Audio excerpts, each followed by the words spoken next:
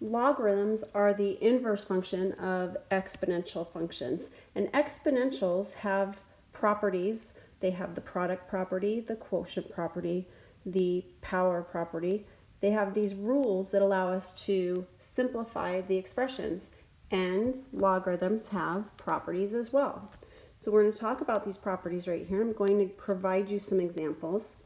Our first property is called the product property. So it's called the product property. If I have log base b of p plus log base b of q, note that my bases are the same, just like with exponents, bases are the same. What we can do is we can condense this expression to be one term, log base b of p times q.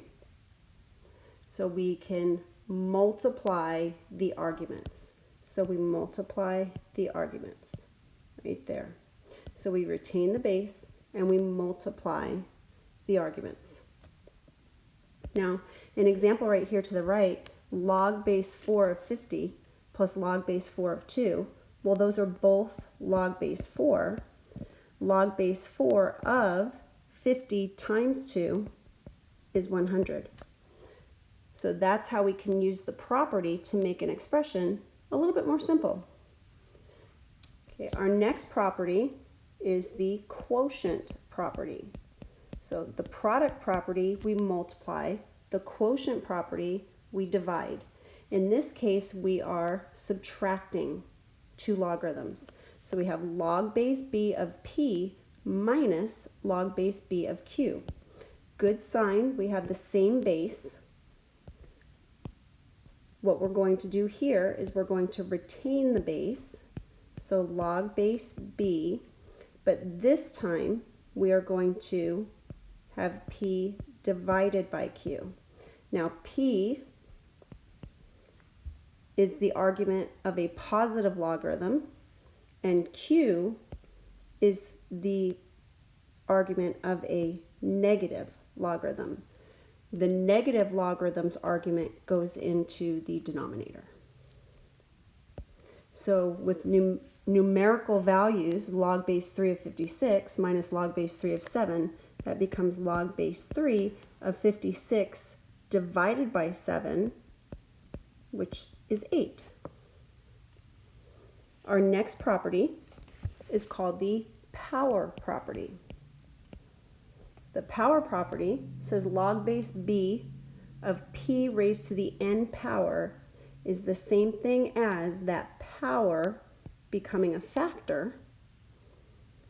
So it comes down to the front of the logarithm and we multiply the logarithm by that exponent. So it becomes a factor now. Log base b of p. So we have n times log base b of p. So how does this translate numerically?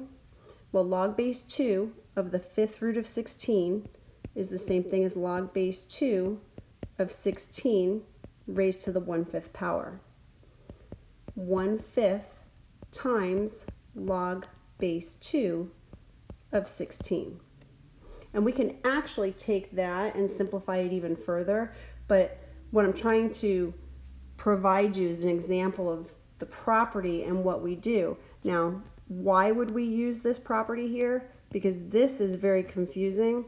Log base 2 of 16 is 4, and 4 times 1/5 is 4/5. So this confusing logarithm right here is really just a value of 4/5. If you were to put that in your calculator, you'd get 0.8, because that's what 4/5 is. So these properties are very, very helpful for us to utilize and make things much more simple, make expressions much more simple.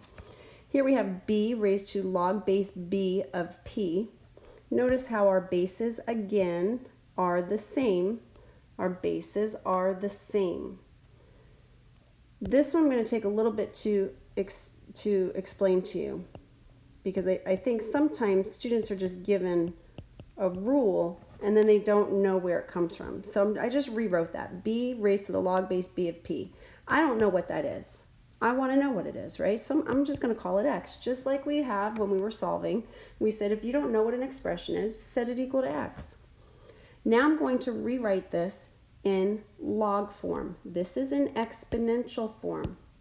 So let me get my purple pen here. This is in exponential form. So this is exponential form. You've got a base raised to an exponent equals some value. In log form, I'm going to have log base b of x equals the exponent log base b of p. Well, log base b of x equals log base b of p means that x has to equal p. So here we are. I'm rewriting this without the equals x. What is x equal to? P. So it's just the argument. So when we come over here and we use that as an example with numerical values, 3 raised to log base 3 of 7. Isn't this a beautiful thing? Same base, 3, 3. They don't cancel out. You don't cross things out because nothing's canceling. Did anything cancel here? No, nothing canceled there. The answer is simply 7. The answer is simply 7. There's no reason to cross things out because things do not cancel in this expression. They don't cancel. 3 log base 3 of 7 is equal to 7. In the next videos, we're going to be combining, meaning condensing our logarithms, and we're going to expand them. So we're going to take a longer expression and we're going to simplify it to be a single term, and then we're going to take a single term and we're going to expand it to be multiple terms.